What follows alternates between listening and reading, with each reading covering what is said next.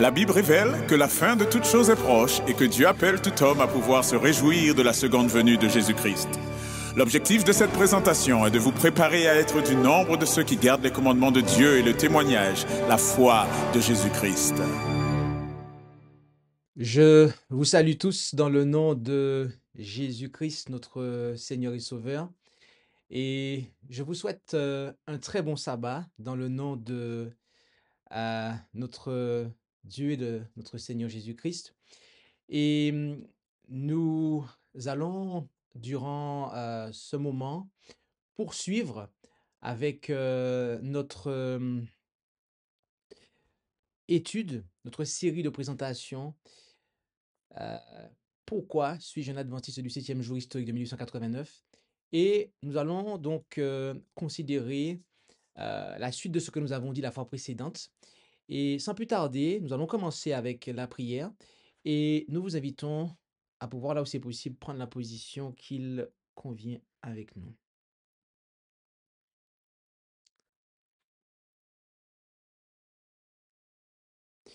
Prions. Notre Dieu, notre Père céleste, nous te bénissons pour tous tes bienfaits manifestés envers nous. Et alors que nous allons ouvrir ta parole encore une fois, nous réclamons la présence de ton Saint-Esprit, afin que nous soyons bien conduits dans la juste compréhension de cette parole que tu nous as transmise par le ministère de ton Esprit.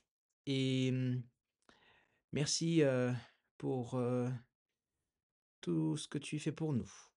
Et merci pour le repos que tu désires nous accorder jusqu'à présent, en Jésus. Et c'est en son nom que nous t'en prions, Père. Amen.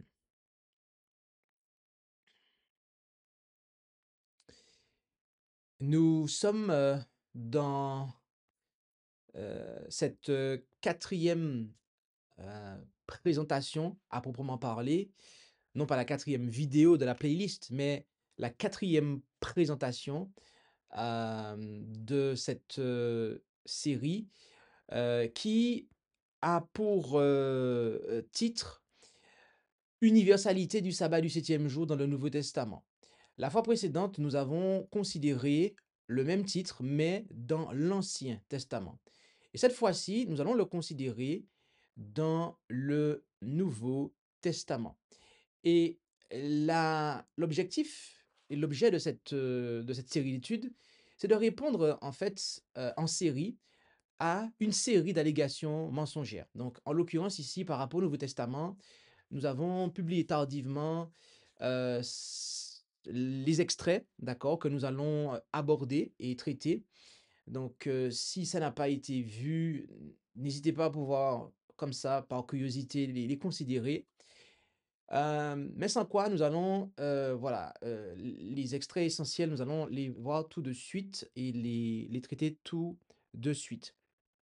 Euh, alors, il a été dit que en arrachant des épis pour les manger en marchant, les disciples de Jésus transgressèrent le sabbat. D'accord? C'est ce qu'il a été dit. Euh, on se base, donc on prend ce texte-là, d'accord? Et on se base sur les propos de pharisiens, d'accord? Pour dire que, eh bien, les disciples ont effectivement transgressé le sabbat, d'accord? On va jusqu'à donner raison aux pharisiens, à ces hommes hypocrites et aveugles. Hein. Il y en a qui vont jusqu'à leur donner raison, d'accord, dans leurs accusations, ok? Ces hommes qui n'étaient pas des serviteurs de Dieu, d'accord, en l'espèce. Et, mais il nous faut considérer quelque chose. Et on s'est basé pour justifier ça sur le passage d'Exode 34, verset 21. Pour dire, tu travailleras 6 jours, mais au septième, tu te reposeras, même au temps du labourage et dans celui de la moisson. Alors, c'est intéressant de s'intéresser à ces deux termes, d'accord? À leur occurrence dans la parole de Dieu, notamment dans l'Ancien Testament. Et il est intéressant de voir les deux premières fois où ce terme apparaît. C'est particulièrement intéressant. Exode 34, verset 21 est la deuxième fois.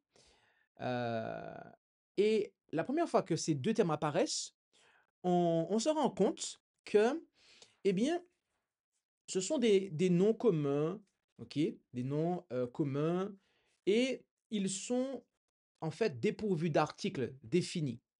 Par contre, lorsqu'ils apparaissent en Exode 34, verset 21, là, il y a l'article défini devant chacun d'eux. D'accord? Donc, c'est quoi la différence? Eh bien, c'est que en Genèse 45, verset 6, vous avez du labourage et de la moisson, de manière générale. Mais par contre, là, on vous parle de la moisson et du labourage. C'est-à-dire, en fait, c'est vraiment, comme il est dit là, l'époque. D'accord? C'est vraiment le temps. C'est vraiment un temps qui est défini. OK? C'est vraiment un moment vraiment défini. Et, et ça, il faut le comprendre. Parce que si on dit que les disciples ont transgressé, Heu, lorsque les disciples étaient en Marc, on le voit ici en Marc 2 verset 23, on revient dessus. Est-ce que les disciples étaient en train de moissonner le champ? Est-ce qu'ils avaient une faucille avec un réceptacle pour mettre, le fruit de leur récolte? Non, ils n'étaient pas ici en train d'entreprendre une activité, d'accord? Donc bibliquement parlant, il faut bien comprendre ça, hein. Ils n'ont pas transgressé le sabbat. Ce n'est qu'aux yeux de ces hommes-là, qu'on appelle les pharisiens, qu'ils avaient transgressé le sabbat. D'accord? Et on sait aussi, alors, il a aussi été fait mention de Matthieu 12, verset 5, qui est dans un évangile parallèle à ce même événement, pour dire que ou n'avez-vous pas lu dans la loi que les sacrificateurs, au jour du sabbat, violent le sabbat dans le temple sans être coupables? Et on a pris ce verset-là pour dire que oui, ils violent le sabbat, d'accord, sans s'en rendre coupables. D'ailleurs, c'est Jésus qui le dit. Mais quand Jésus dit ça, qu'est-ce qu'il est en train de dire?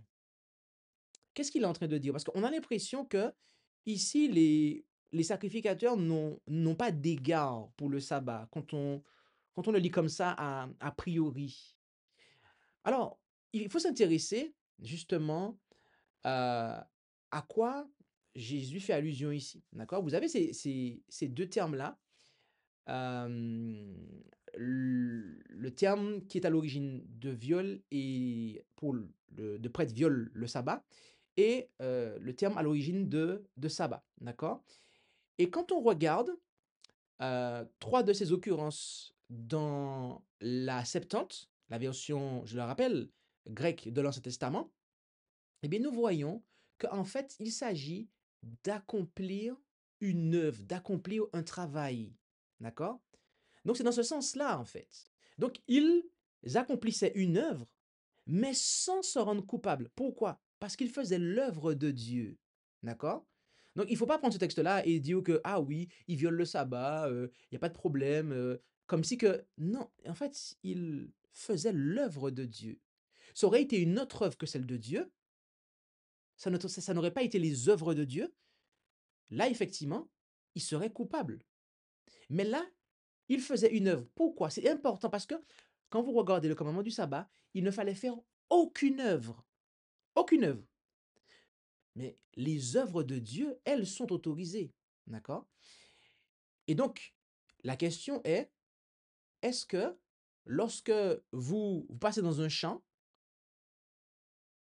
et que vous, en marchant hein, rapidement, vous arrachez dans, dans le champ, et vous frottez entre vos mains comme ça pour vous alimenter un petit peu, est-ce que vous êtes en train de transgresser le sabbat?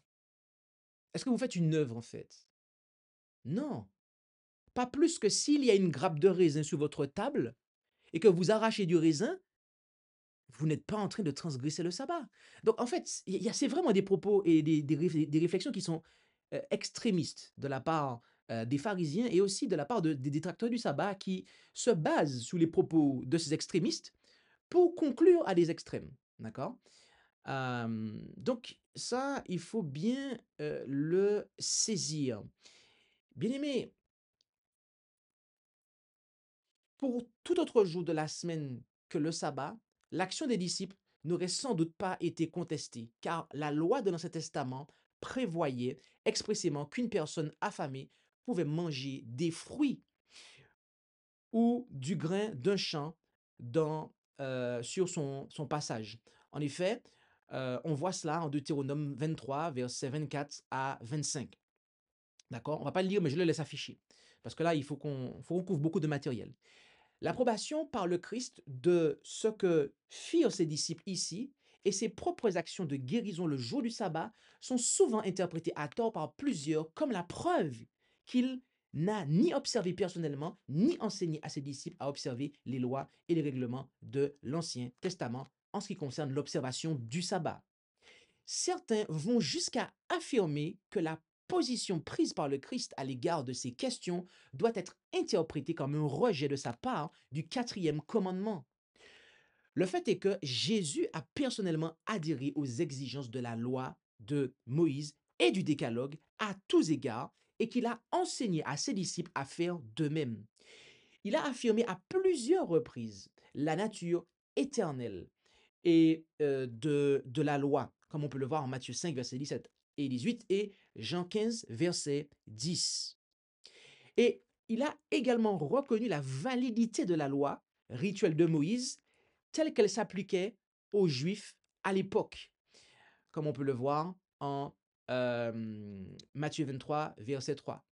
Jésus, bien sûr, était un Juif, d'accord?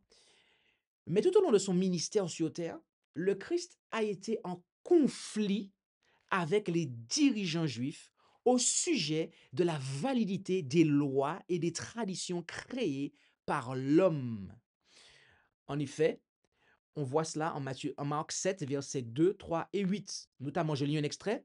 Car en abandonnant le commandement de Dieu, vous observez la tradition des hommes. OK? À l'égard de ces exigences, bien-aimés, que nombre de ses contemporains je reprends, à l'égard de ces exigences, que nombre de ses contemporains en étaient venus à considérer comme encore plus essentielles à la piété que les lois de Moïse et le décalogue, le Christ a adopté une position d'opposition intransigeante. L'examen le plus superficiel de nombre de ces exigences rend leur absurdité évidente. Pourtant, les pharisiens enseignaient sévèrement que le salut s'obtenait par l'observation rigoureuse de toutes ces règles faites par l'homme. La vie d'un juif pieux tendait à devenir un effort interminable et vain pour éviter l'impureté cérémonielle, encourue lorsque le moindre détail de ces exigences purement humaines pouvait être désobéi par inadvertance.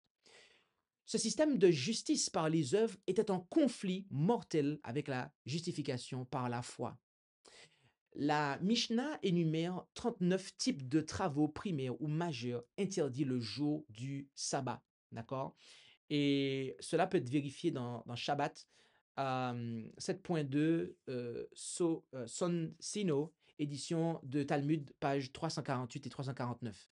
Les 11 premiers étaient les étapes menant à la production et à la préparation du pain. Semaille, labourage, moisson, liage des gerbes, battage, vannage, sélection.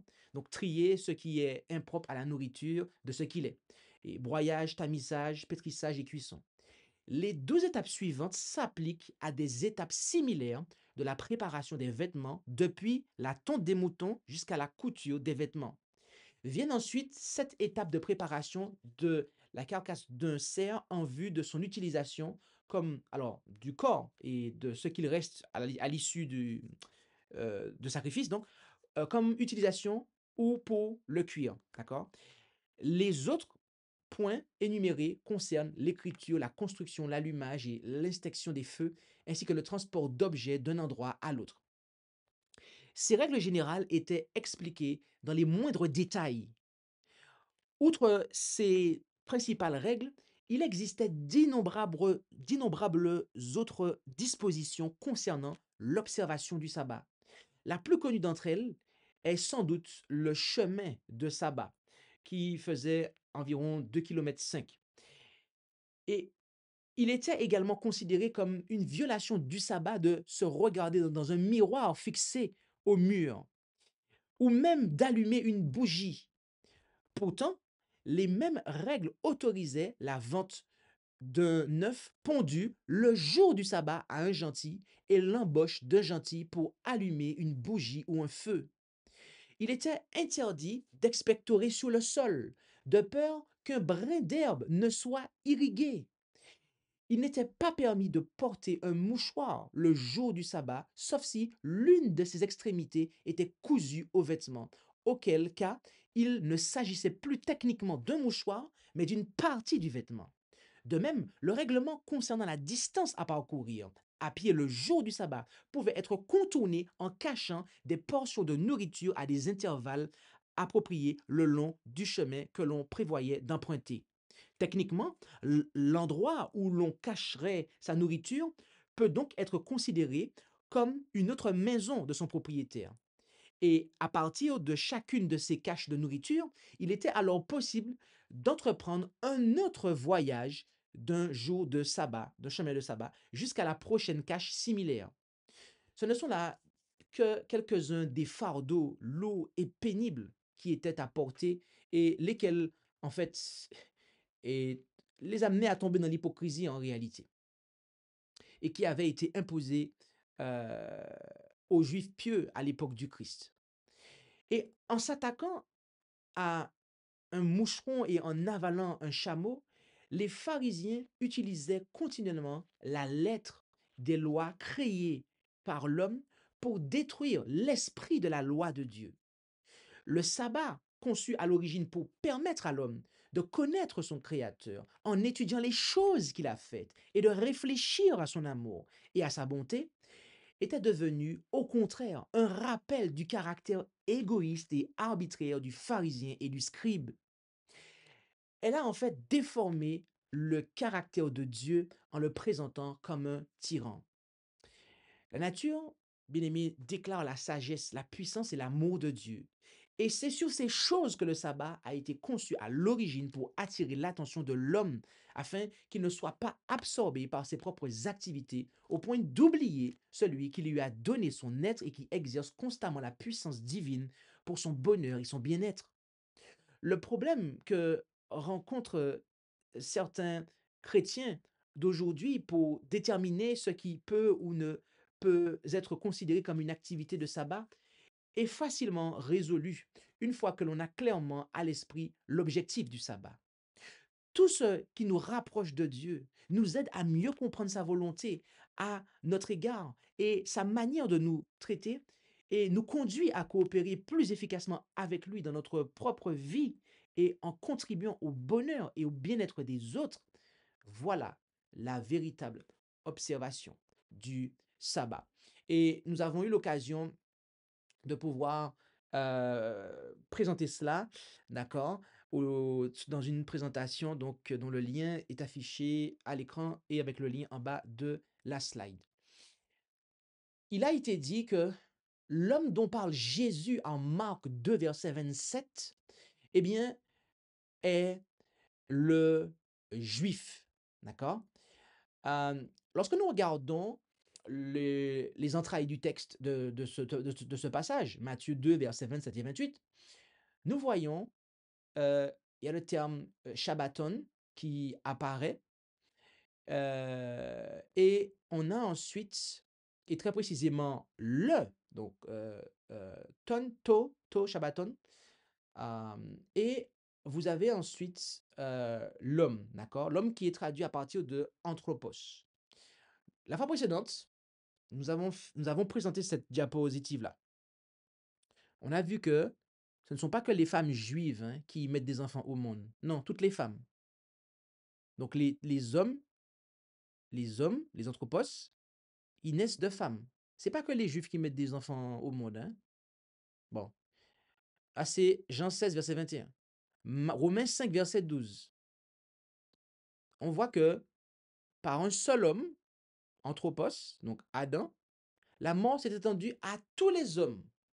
Donc, ce n'est pas que les Juifs qui ont hérité des conséquences du péché d'Adam, rassurez-moi.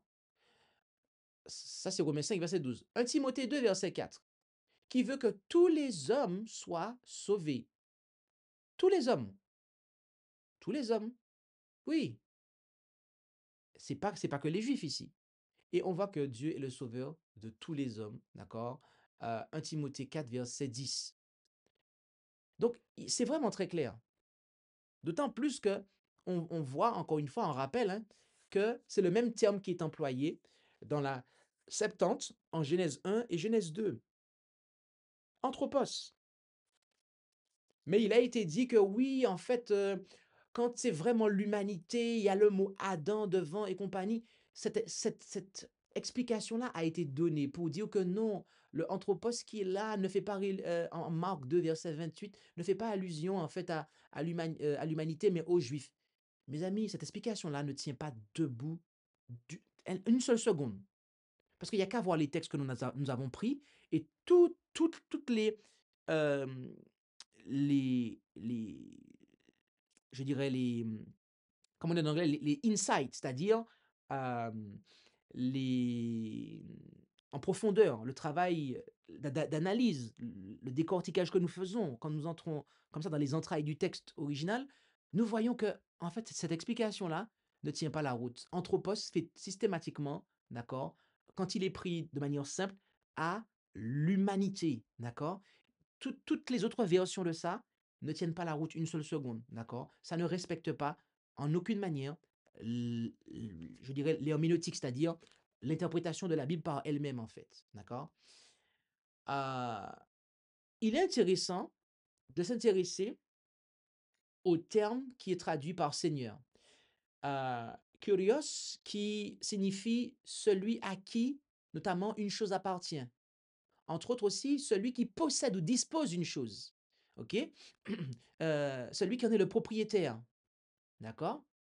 J'ai une question à vous poser. Quand vous êtes le propriétaire d'une Peugeot, voilà, d'une Peugeot, par exemple, voilà, une Peugeot de 208, voilà, blanche, immatriculée ABCD, voilà, vous êtes le propriétaire de cette Peugeot-là. Voilà. Elle existe et vous en êtes le propriétaire. Voilà. Est-ce que vous pouvez dire que vous êtes le propriétaire, parce que vous êtes propriétaire de cette Peugeot-là, est-ce que cela veut dire que vous pouvez être le propriétaire d'autre chose? En fait, ce que je veux dire par là, c'est que quand on vous dit que cet élément-là, vous en êtes le propriétaire, en fait, vous êtes le propriétaire de quelque chose de bien défini, en fait. Or, ici, on voit que Jésus dit qu'il est le propriétaire, le maître, le seigneur du sabbat, le sabbat. Il en est le propriétaire. Donc le sabbat là, dont il était accusé faussement et à tort par les pharisiens de transgresser, Jésus a dit qu'il en est le propriétaire. Il en est le propriétaire. Ah oui, il en est le propriétaire. Et le Fils de l'homme, le Fils de l'homme, c'est intéressant, hein? Parce que même lorsqu'il est fils de l'homme, ça veut dire qu'il a revêtu la nature humaine, il est maître, maître du sabbat. Oui, le Fils de l'homme, le sabbat a été fait pour l'homme et non l'homme pour le sabbat. Le Fils de l'homme est le Seigneur même du sabbat. Bien-aimé, permettez-moi de vous dire quelque chose. Jésus homme, Jésus homme, le sabbat, il en bénéficiait. C'est ce qu'il est en train de nous dire là, en fait. Lui-même homme, le sabbat, il en bénéficiait. Et vous savez quoi? Jésus va garder la nature humaine glorifiée jusque dans l'éternité, en fait. Et le Fils de l'homme est le maître même du sabbat. Donc, expliquez-moi à quel moment dans l'éternité, si vous arrivez à me montrer, en fait, et ce n'est pas démontrable parce qu'on sait qu'il va garder son corps glorifié, d'accord?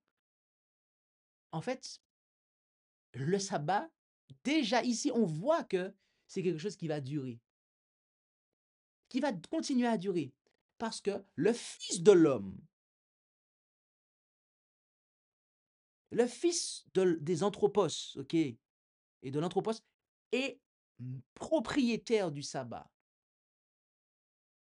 À l'heure où nous parlons là, le sabbat du septième jour, son propriétaire c'est un, un quelqu'un qui a revêtu la nature humaine. Donc, comment nous qui sommes des hommes, qui n'ont pas encore une nature, voilà, qui n'ont pas obtenu la victoire et qui sommes encore dans la chair, dans cette chair, comment pouvons-nous nous départir de cela, en fait? Cela n'a pas de sens. Il est impossible d'observer le sabbat au pôle Nord. C'est ce qu'il a été dit, hein. Il a été dit ça, alors bon, on cite beaucoup de choses, heu, mais je pense qu'il y a besoin de faire des recherches approfondies.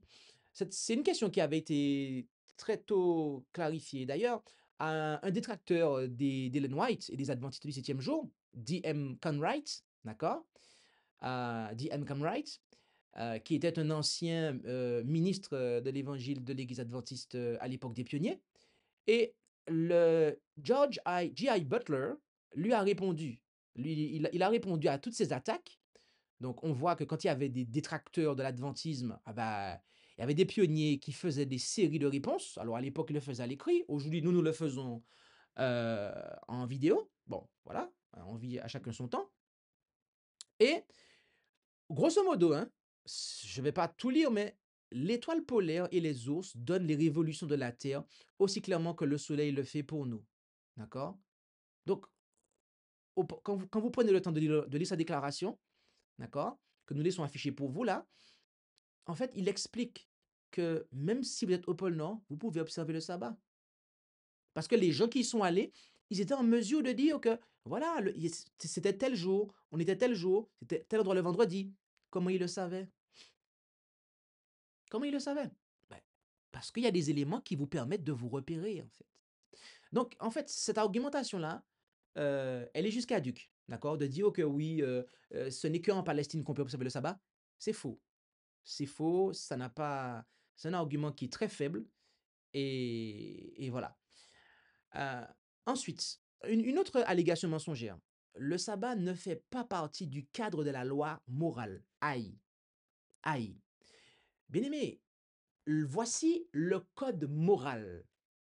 Le code moral. Exode 20, versets 3 à 17.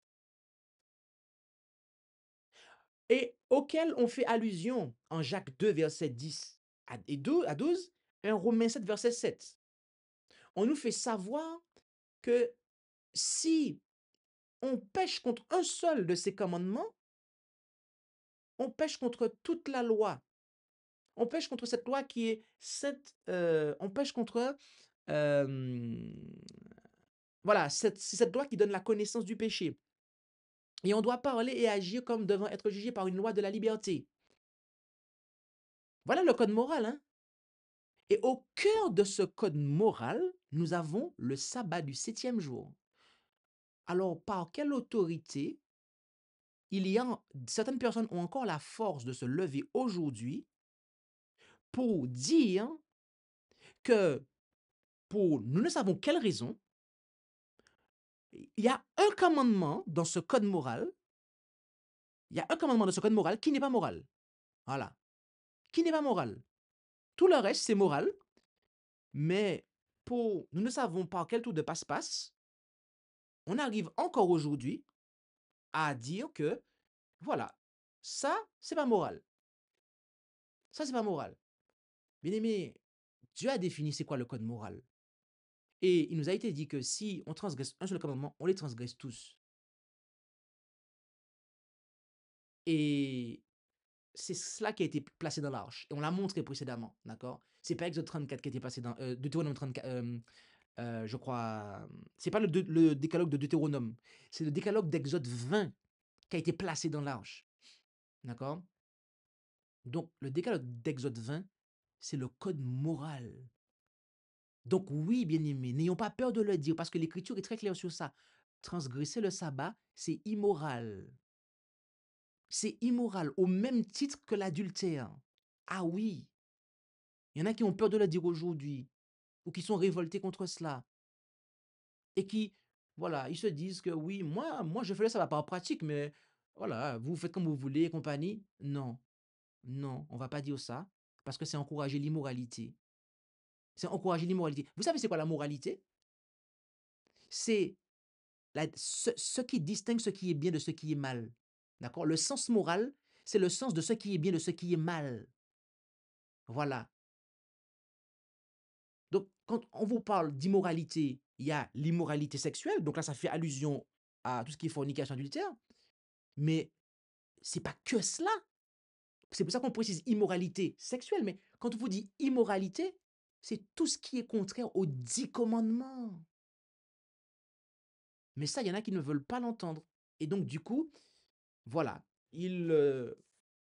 par un tour de passe-passe, ils extraient un commandement des 10. Non, mais bien, non, mais non, non, non. Le sabbat fait partie du cadre moral. Il fait partie du code moral. Et cela, euh, aucune étude biblique sérieuse, d'accord, qui tient compte de tout ce que la Bible nous dit, ne peut venir à l'encontre de ça. Il a été dit que les synagogues n'ont rien à voir avec la volonté divine et que une synagogue n'est pas un lieu de culte. Bien aimé, il faut étudier la Bible, vraiment, hein. Et je vous demande d'examiner tout ce que je vous dis. D'ailleurs, il y a un frère que j'aime beaucoup ici, il étudie beaucoup la Bible. Et quand je fais des petites erreurs, mais c'est vraiment des erreurs, voilà, c'est des choses qui... Il me dit, ah pasteur, il me corrige, il m'envoie le message, tout ça. J'aime beaucoup ce frère. Parce que je vois qu'il examine tout ce que je dis. Et c'est bien. Il faut faire ça, bien aimé. Il faut examiner tout ce que je vous dis. Parce qu'il y a des fois, en fait, il y a des gens qui déclarent des choses. Ils disent des choses avec un tel aplomb. Vous avez l'impression que, en fait, waouh, il a juste en fait déterré quelque chose que j'avais pas découvert et compagnie. Alors qu'en fait, il y a une ignorance monumentale derrière ça, en fait. D'ailleurs, l'ignorance monumentale de certains s'avère en ce qu'ils ne connaissent même pas la Septante, en fait. Voilà. Donc, quand vous connaissez pas ça et que vous instruisez le monde, j'ai envie de dire, il faut des fois se remettre en question parce qu'il y a un problème. Voilà. Euh, Lorsque vous regardez dans la Septante, le mot synagogue apparaît en fait 201 fois depuis, depuis en fait l'Exode, entre autres. Ah ouais, ça il faut le savoir. Et notez comment il est traduit essentiellement par assemblée, troupeau, etc., communauté. D'accord? Ça, c'est la base bleue du bas du camembert. Ensuite, contingent, assemblée, convocation, congrégation, etc. Donc, c'est un terme qui est en fait, qui apparaît, d'accord? Qui apparaît dans la traduction grecque de l'Ancien Testament. Et vous savez quoi? Ce terme-là, bien évidemment, il apparaît dans le Nouveau Testament et il est traduit une fois par assemblée. Tiens, tiens, tiens, tiens. Bien aimé, ce que je m'apprête à vous montrer, je n'ai jamais entendu ça auparavant, en fait. Et bizarrement, ça a été passé sous silence par nos détracteurs. Jacques 2, verset 1. Mes frères et sœurs, que votre foi en notre Seigneur, en notre glorieux Seigneur Jésus-Christ, et nous savons que notre foi, que votre foi de Jésus-Christ, si vous étudiez bien le grec, mais bon bref, soit libre de tout favoritisme. Supposez en effet qu'entre dans votre assemblée, c'est par quel terme assemblée est traduit là? À partir duquel il est traduit? Synagogue. Synagogue. Est-ce que vous vous rendez compte de ça? On a ici un serviteur de Dieu qui écrit à une église chrétienne. Et il leur dit que si quelqu'un entre dans votre synagogue et porte un homme portant un anneau d'or et des habits somptueux, et qu'entre aussi un pauvre et habits crasseux, en fait, après, il leur dit que vous allez faire du favoritisme. Bien aimé, vous vous rendez compte de ça? C'est la seule fois où ce mot-là est employé en référence à l'église euh, typiquement chrétienne, en fait. Ça veut dire exclusivement à l'église chrétienne. Donc, c'est révélateur. Parce que la synagogue, c'est un terme qui a une connotation par rapport au sabbat.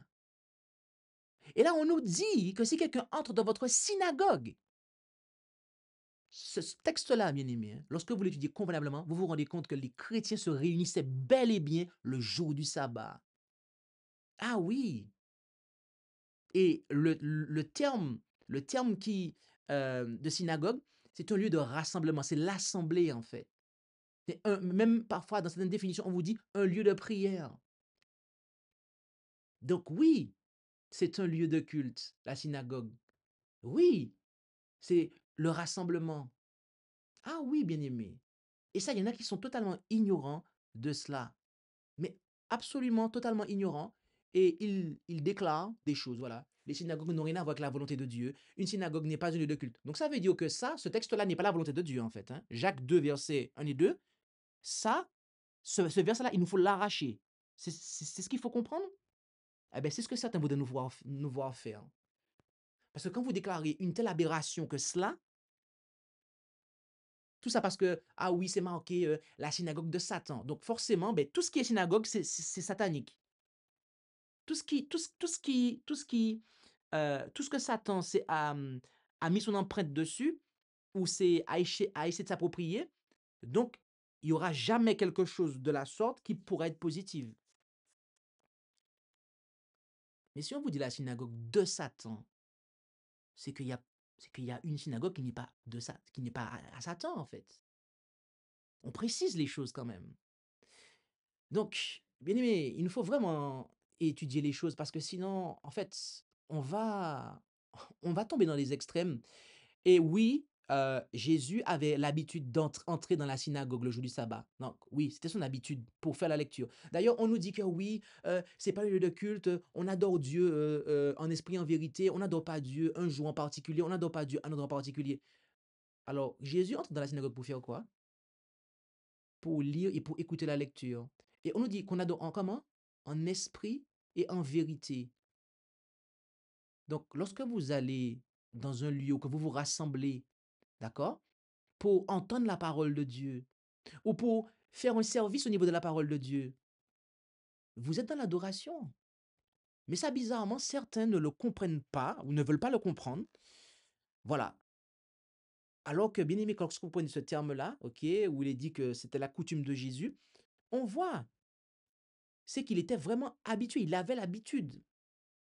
C'est vraiment avoir l'habitude, être accoutumé. C'est un verbe en fait, hein. Là, c'est traduit comme étant un nom, mais c'est vraiment un verbe. Ok.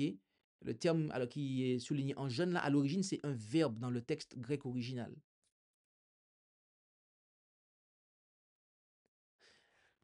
On va avancer.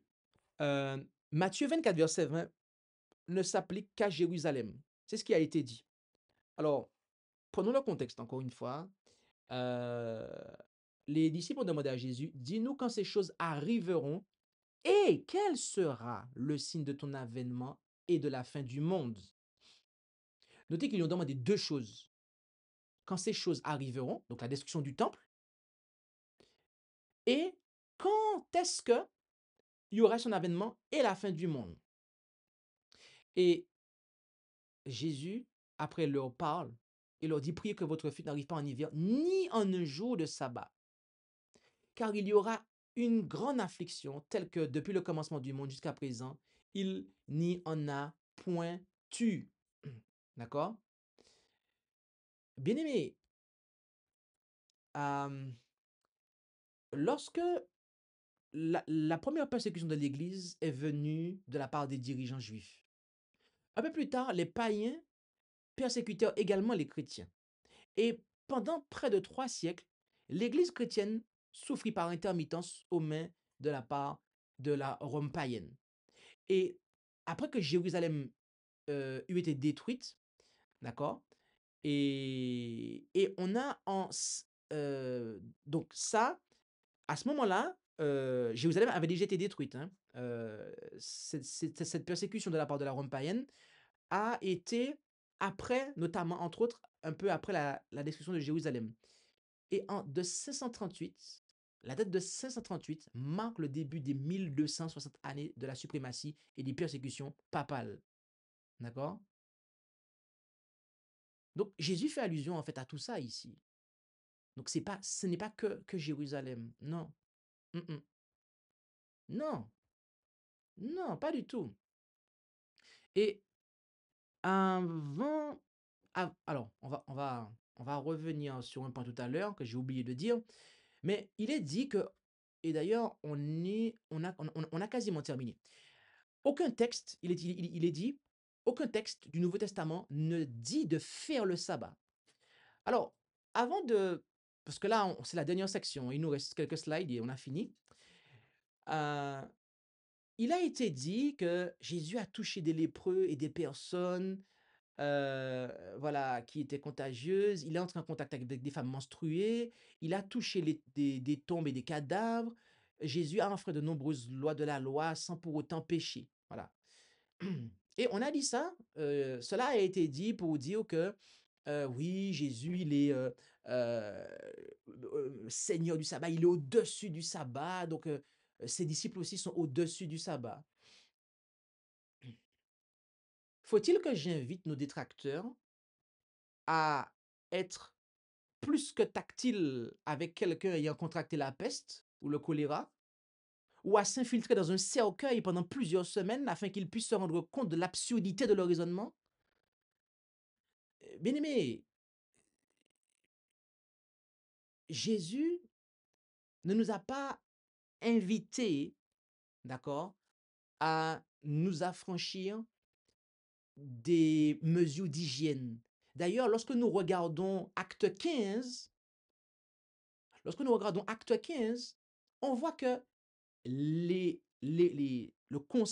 conseil, pour ainsi dire, la conférence générale de l'époque, a recommandé aux chrétiens qui avaient été perturbés par des enseignants judaïsants, ils leur ont recommandé, pas la circoncision, mais de s'abstenir de certaines choses qui avaient été mises en avant, en tout cas qui étaient en vigueur en tout cas, euh, et qui avaient été mentionnées entre autres dans la loi de Moïse, des choses d'ordre d'hygiène, d'accord, viande étouffée, sacrifiée aux idoles et compagnie, etc. Ces choses-là ont été maintenues même pour les gentils, d'accord. Donc on se rend bien compte que tout ce qui est sanitaire, c'est pas quelque chose qui, qui peut être voilà, foulé aux pieds. Sinon, bah, il y a pas de souci. Si quelqu'un s'en va dans votre maison, ben, laissez-le se décomposer dans la chambre d'à côté et puis on en reparlera. Vous allez voir si vous allez avoir le même discours.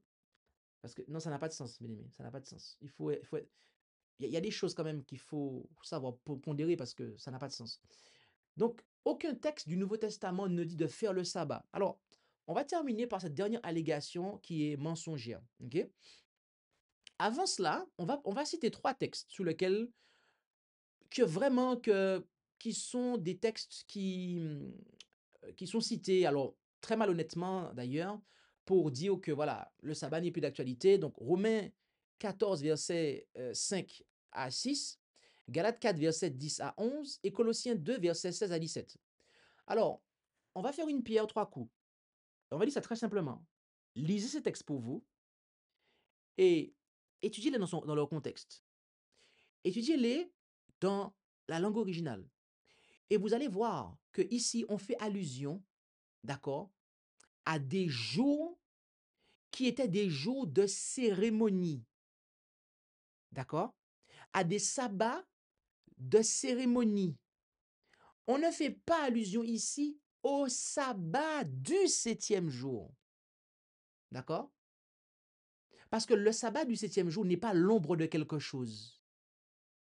Par contre, quand vous prenez tous les sabbats cérémoniels, d'accord, ils étaient l'ombre de quelque chose. Et nous avons fait une présentation par rapport à ça, où nous l'avons montré. D'accord.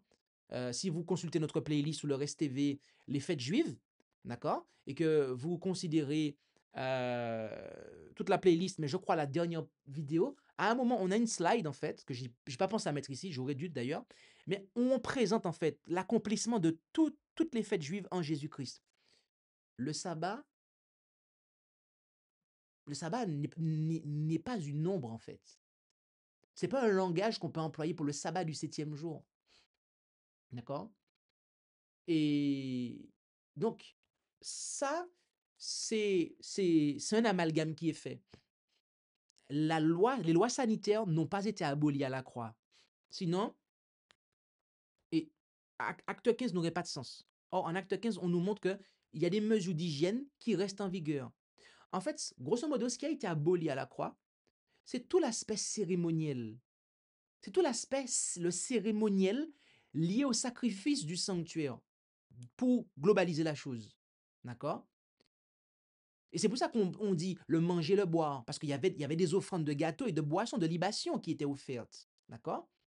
Il y avait des jours de fête, ok? Dans lesquels il y avait des sacrifices particuliers qui devaient être faits. Ok? Et des sabbats, ok? Aussi bien que lors des nouvelles lunes par rapport à un cérémoniel bien précis.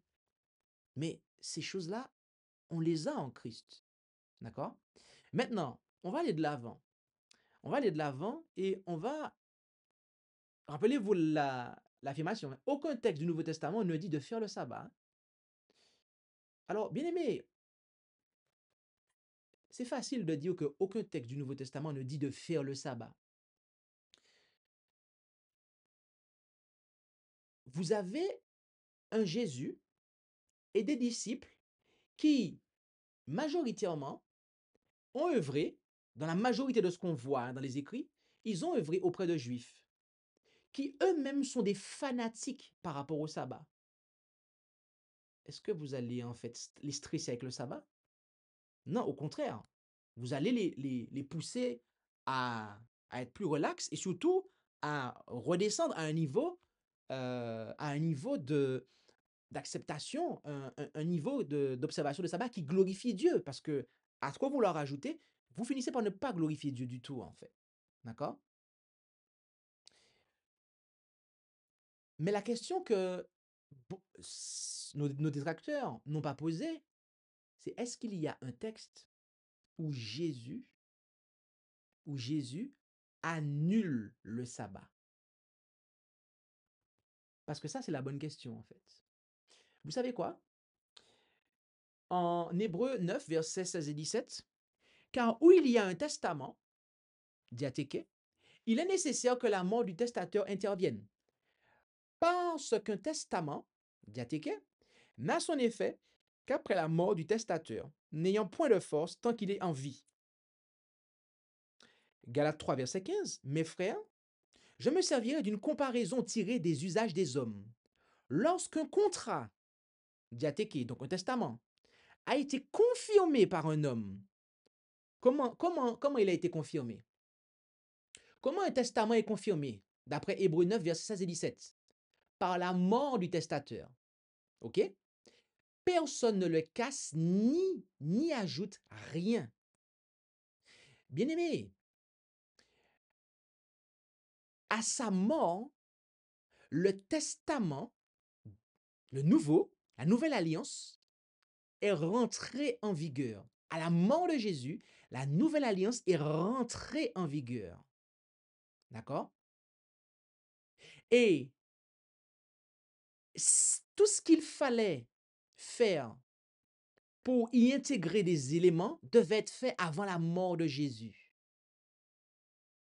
Tout ce qu'il fallait faire pour y intégrer des éléments ou annuler des éléments devait être fait avant la mort de Jésus. Jésus a fait savoir, d'accord? Il a été fait savoir que Jésus était l'agneau de Dieu. Jésus a institué le souper du Seigneur alors qu'il faisait la Pâque. Jésus a dit il mandatait ses apôtres pour baptiser. Tout ça a été dit, établi avant qu'il ne meure. Une fois que Jésus meurt, on ne peut pas changer le testament. On ne peut pas changer le testament. Donc, maintenant, où est le texte où Jésus a annulé le sabbat? Où est le texte où Jésus a annulé le sabbat? Bien-aimé, nous l'avons lu tout à l'heure. Le Fils de l'homme est propriétaire du sabbat. Quand Jésus vous dit ça, et nous vous renvoyons hein, à tout ce que nous avons dit sur ça depuis la fois précédente, ok? À analyser le contexte de cette déclaration, les mots, étudier les termes, comment ils sont employés dans la Bible. Voilà ce que Jésus a dit avant en mourant. C'est ce que Jésus a laissé comme enseignement. Donc, le sabbat du 7e jour est dans la nouvelle alliance. Et lorsque Jésus meurt, vous ne pouvez pas changer ça, en fait. Vous ne pouvez pas changer ça. Ça veut dire que si vous présentez aux gens une nouvelle alliance, un nouveau testament sans le sabbat du 7e jour, vous n'êtes pas dans l'alliance de Jésus. Et vous êtes un voleur. Vous êtes un voleur, vous êtes un fraudeur, vous fraudez, d'accord? Vous essayez de détourner ce que Jésus a établi, a laissé. Et on fait là la même chose que la papauté, d'accord? Ils disent que oui, à la résurrection, voilà, c'est pour en l'honneur de Jésus. Non, non, non, non, non. Si Jésus avait voulu ça, il aurait fait savoir avant, en fait. Il aurait fait savoir avant, s'il voulait qu'il y ait un transfert de, de la sanctification d'un jour. Or, c'est pas ce qui s'est passé. Le fils de qui? De l'anthropos, de l'homme, de l'humanité. Celui qui a revêtu la nature humaine. Ouais, celui-là. D'accord? Il est seigneur même du sabbat. Il est le seigneur, le propriétaire du sabbat. Jusqu'à présent, hein, Jésus a revêtu à la nature humaine glorifiée et au ciel. Ok? Il est seigneur du sabbat. On pourrait croire que oui, c'était avant qu'il vienne sur terre. Non, non, non, non. Jésus a bien pris les leçons de nous dire, non, non. Moi là, qui ai revêtu la nature humaine, je suis seigneur du sabbat. Et guess what? Devinez quoi? Jusqu'à dans l'éternité à venir, il sera fils de l'homme, fils de Dieu et fils de l'homme. Il a conservé en fait cette combinaison-là. D'accord? Donc, il sera toujours le maître du sabbat, le propriétaire du sabbat. D'accord? Donc, bien aimé, on a vu tout à l'heure quelque chose. Il y avait la synagogue. Et si quelqu'un entre dans votre synagogue, dans votre assemblée, ok? Donc, sous-entendu que c'est le jour du sabbat. Apocalypse 1, verset 10. Je fus dans l'esprit le jour du Seigneur. Tiens, c'est quel jour? C'est pas comme le disent les protestants là, c'est le jour du dimanche. Hein? C'est pas vrai. Il n'y a aucun texte pour ça. Bibliquement parlant, lorsque vous étudiez cette terminologie, le jour du Seigneur, mon saint jour, c'est quoi? C'est le jour du sabbat. Oui, il est consacré à l'Éternel. On va mettre ça, d'accord? On va mettre ça en rouge. On l'a pas mis là. On va le mettre. Il n'est jamais trop tard pour bien faire. Voilà. Jour du sabbat, mon saint jour consacré à l'Éternel. Bien-aimé, la parole de Dieu, elle est claire et elle nous éclaire. Et encore une fois, nous avons vu que jusque dans le Nouveau Testament, eh bien, il est attesté que le sabbat du 7e jour est pour l'humanité tout entière. Cela est pour l'humanité tout entière. Et on voit vraiment que le travail du diable, d'accord?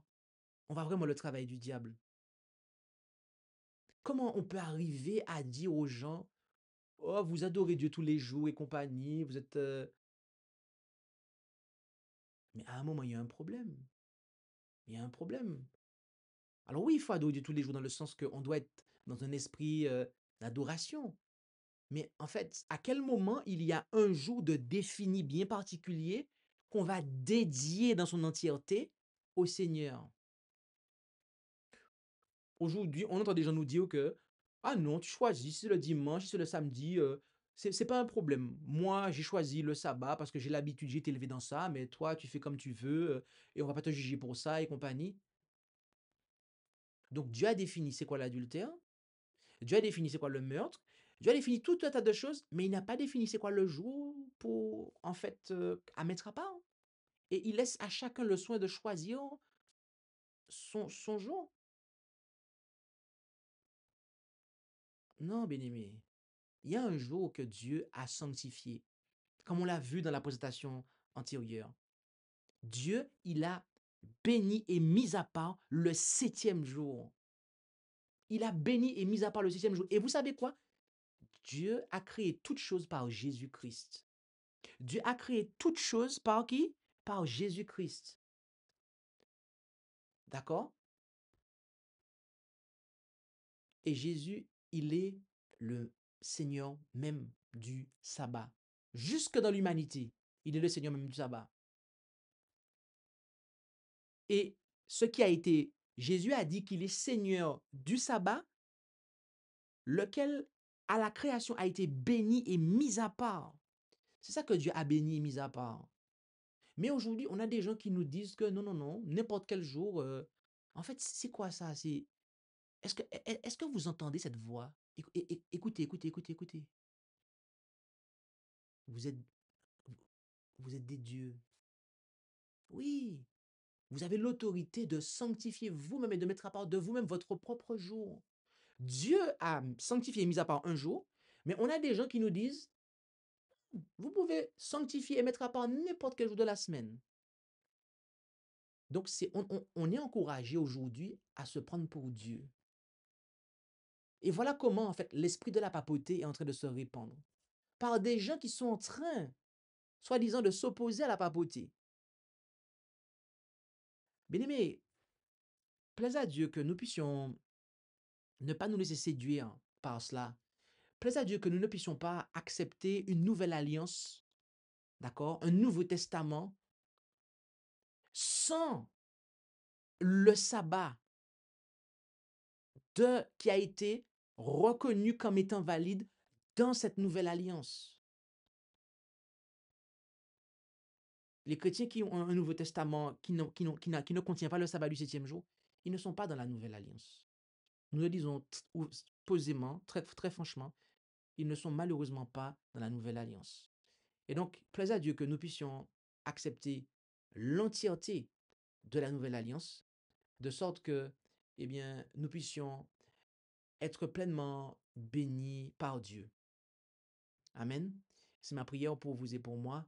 Et sabbat prochain, Dieu voulant, nous allons, en tout cas la prochaine fois, je ne sais pas encore si exactement sabbat prochain ce sera ça, mais la prochaine fois, nous allons continuer à considérer eh bien, cette question du sabbat, mais sous l'aspect eh bien, du sceau de Dieu. Car là encore, il y a de l'opposition et nous allons voir ce qu'il en est. Alors, plaise à Dieu que nous puissions être affermis sur chacun des points de manière à comprendre eh bien, la solidité des vérités fondamentales de la Bible. Que Dieu nous bénisse donc. Amen. Nous allons prier et je vous inviterai là où c'est possible à pouvoir prendre la position qu'il convient avec moi pour la prière. Prions. Notre Dieu, notre Père céleste, nous voulons te remercier pour euh, ta parole, qui est véritablement une lampe à nos pieds et une lumière sur notre sentier. Jésus nous a fait savoir que si nous voulons faire ta volonté, nous saurons si eh bien, l'enseignement qu'il nous apporte et, et vient de toi ou si eh bien, ce qui est dit émane de l'esprit différent du tien. Et Père, nous comprenons qu'il y a une continuité par rapport à ta sainte loi, que le code moral est toujours le même, il est inchangé, et que Jésus, eh bien, en tant que fils de l'homme, il est maître même du sabbat. Il en est le propriétaire. Eh bien, car c'est par lui que tu as créé toutes choses et il a, eh bien, en accord avec toi et sous ton autorité, eh bien, institué tout cela. Et nous comprenons, Père, que il n'en est pas, c'est pas, les choses ne sont pas différentes sous la nouvelle alliance, car Jésus, eh bien, n'a jamais changé les choses. Et à sa mort, le testament a été scellé avec le sabbat du septième jour comme jour de repos, comme jour pour se rassembler. Et nous savons que, eh bien, ton peuple, eh bien, est invité à se rassembler et et donc aide-nous à comprendre ces choses, à comprendre ta parole et à être affermis dans la vérité de ta parole pour ne pas nous laisser détourner des vérités importantes pour notre temps. Et bénis chacun d'entre nous, alors que nous étudions ces fondamentaux, que nous les réexaminons, alors qu'ils sont critiqués, alors qu'ils sont, eh bien, remis en question sur la place publique, alors que euh, de la suspicion est jetée sur, eh bien, des enseignements importants et fondateurs. Aide-nous à être affermis plus que jamais pour que nous puissions, eh bien, tenir bon jusqu'à la fin. Bénis chacun d'entre nous et nous t'en prions, honoré par les mérites de Jésus et pour ta gloire, Père.